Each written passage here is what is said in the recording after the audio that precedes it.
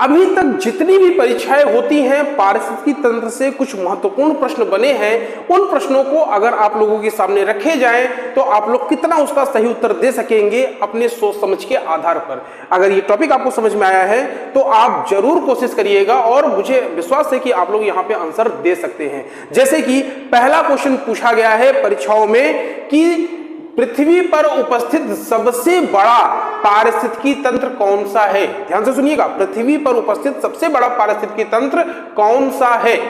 जो सही उत्तर होगा वो क्या होगा, आपको ऑप्शन में समुद्र भी मिल सकता है, ठीक है, आपको सागर भी मिल सकता है, आपको महासागर भी मिल सकता है, ठीक है। तो ये तीनों नाम एक ही है, ये सबसे बड़ा पारिस्थितिकी तंत्र पृथ्वी पर है। क्योंकि आपको पता होगा कि अगर ये पृथ्वी है तो इसका 2/3 भाग तो सिर्फ और सिर्फ क्या है, जल है, और 1/3 भाग पर ही आपके स्थल है।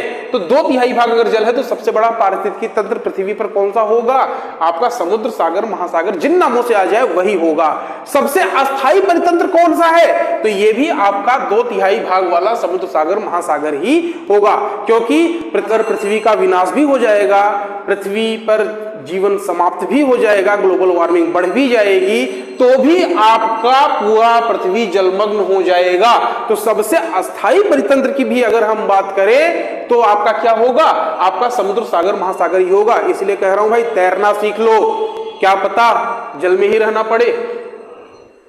दूसरा प्रश्न यहां पर बन सकता है कि पृथ्वी का सबसे विक्षुब्ध पारिस्थितिकी तंत्र कौन सा है। तो यहां पर जो सही आंसर होगा वो पर्णपाती होगा। क्या होगा, पर्णपाती। पर्णपाती क्या होता है, अरे यार मानसूनी आप लोग जानते हो ना, मानसूनी मेढक, बरसाती मेढक का नाम सुना है।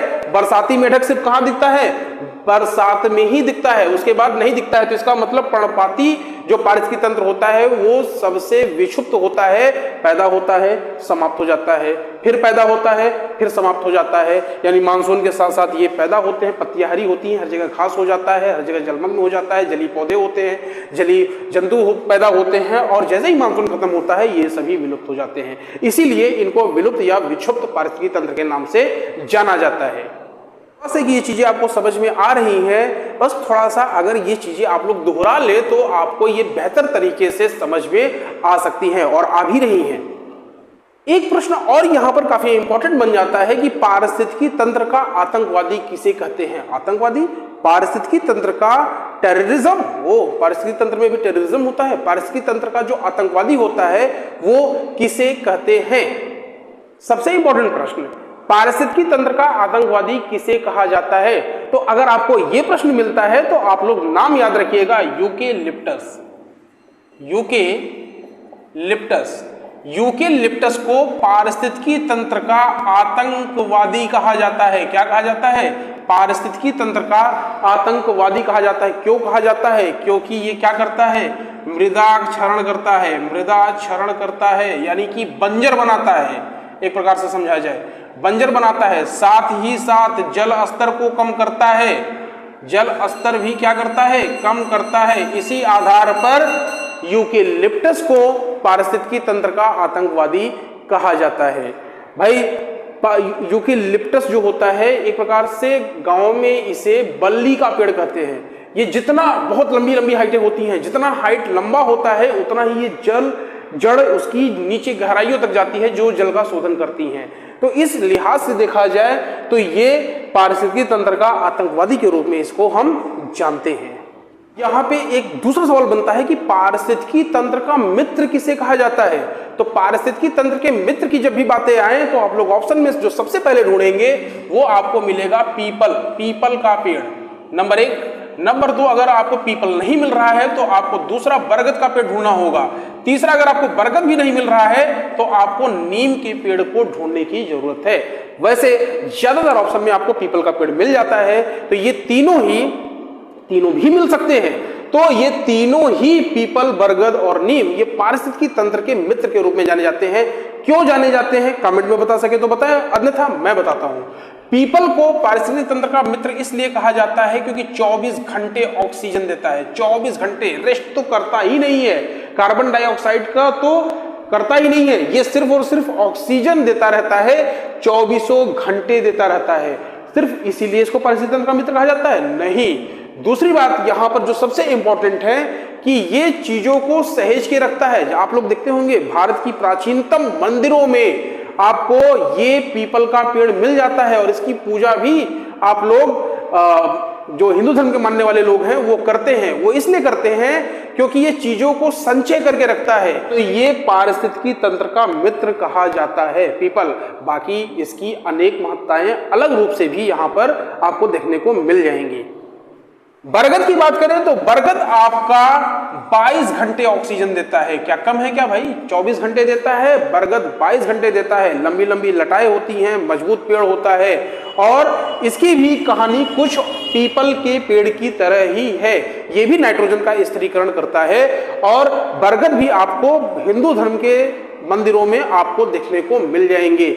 ये भी संचय का कार्य करता है। साथ ही साथ अगर हम नीम की बात करें तो नीम 18 घंटे ऑक्सीजन देता है। कितने घंटे ऑक्सीजन देता है? 18 घंटे ऑक्सीजन देता है। नीम की एक खास बात और है, ये एंटीबैक्टीरियल होता है। क्या होता है? एंटीबैक्टीरियल होता है। तो कहने का मतलब यह है कि अगर आपके पास थोड़ी भी जमीन है जहां पे आप पौधे उगाते हैं तो आपको नीम का पेड़ तो जरूर ही लगा लेना चाहिए, क्योंकि ये आसपास के बैक्टीरिया को खत्म कर देता है। आपको आपके आसपास जो वातावरण है, जो वायु है, उसमें बैक्टीरिया को खत्म कर देता है और आपको शुद्ध वायु और 18 घंटे तक ऑक्सीजन आपको प्रदान करता है। इसी वजह से इन तीनों पेड़ों को, चाहे वो धार्मिक लिहाज हो चाहे वो वैज्ञानिक दृष्टिकोण हो, दोनों ही दृष्टिकोणों से इन पौधों को नहीं, पेड़ों को, वृक्षों को, पौधे जो छोटे होते हैं, पेड़ जो बड़े हो जाते हैं, तो इन वृक्षों को महत्वपूर्ण रूप दिया गया है और इन्हें पारिस्थितिकी तंत्र का मित्र कहा जाता है। कभी कभी पारिस्थितिकी तंत्र का आतंकवादी न पूछ करके सामाजिक वानिकी का आतंकवादी भी पूछ लेता है, तो वो भी उत्तर यूकेलिप्टस ही होगा। ध्यान रखिएगा। बात किसानों के मित्र की जाए तो उसका उत्तर केचुआ और सांप होता है। वो इस लिहाज से होता है कि केचुआ आपको खाद के रूप में आपका कार्य करता है किसानों के लिए। और अगर हम सांप की बात करें तो जो सांप होता है वो खेतों में जो चूहे होते हैं या जो अन्य फसलों को नष्ट करने वाले जीव होते हैं उनको खाने का कार्य करता है। तो इस लिहाज से ये किसानों का मित्र जाना जाता है। अब हम बात कर लेते हैं सबसे महत्वपूर्ण क्वेश्चन के बारे में, जो कि है पृथ्वी पर सबसे अधिक उत्पादकता वाला पारिस्थितिकी तंत्र कौन सा है। तो पृथ्वी पर जहां पर सबसे अधिक उत्पादकता होगी ऐसा पारिस्थितिकी तंत्र कहां है? तो इसका जो सही उत्तर होगा वो होगा भूमध्य रेखा या फिर विषुवतीय रेखा। डिटेल में समझते हैं। मान लीजिए यह है आपकी पृथ्वी। पृथ्वी में इस रेखा को ही भूमध्य रेखा कहते हैं, जिसको 0 डिग्री रेखा, भूमध्य रेखा, भूमध्य के साथ साथ विषुवत रेखा, इन तीनों नामों से जाना जाता है। ध्यान दीजिएगा, यहां पर 23.5 डिग्री पृथ्वी का अक्ष झुका हुआ है, जिसको आप लोग कर्क रेखा, और यहां पर आपको मकर रेखा, ये भी 23.5 डिग्री, ये आपको मिल जाता है। तो आपका जो ये वाली रेखा है, सबसे अधिक उत्पादकता यहीं पर होती है। सबसे ज्यादा जलीय जीव, मछलियां, ये सारी चीजें भी यहीं पाई जाती हैं, इसी महासागर में पाई जाती हैं। सबसे ज्यादा पैदावार की अगर बात करें तो इसी क्षेत्र में होता है। ये पूरा का पूरा ये एरिया आप मान सकते हैं, ठीक है।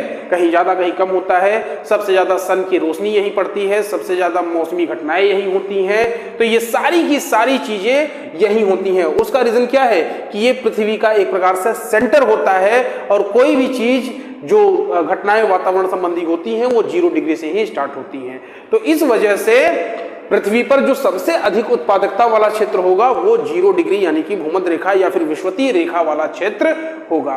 तो आज की क्लास इंट्रोडक्टरी क्लास थी। आप लोगों को कैसी लगी हमें बताइएगा, ये आधार है इस क्लास की। अगर अच्छा लगा हो तो चैनल को सब्सक्राइब कर ले और अगली नोटिफिकेशंस आपको आसानी से मिलते रहेंगे। बहुत बहुत धन्यवाद। Thank you.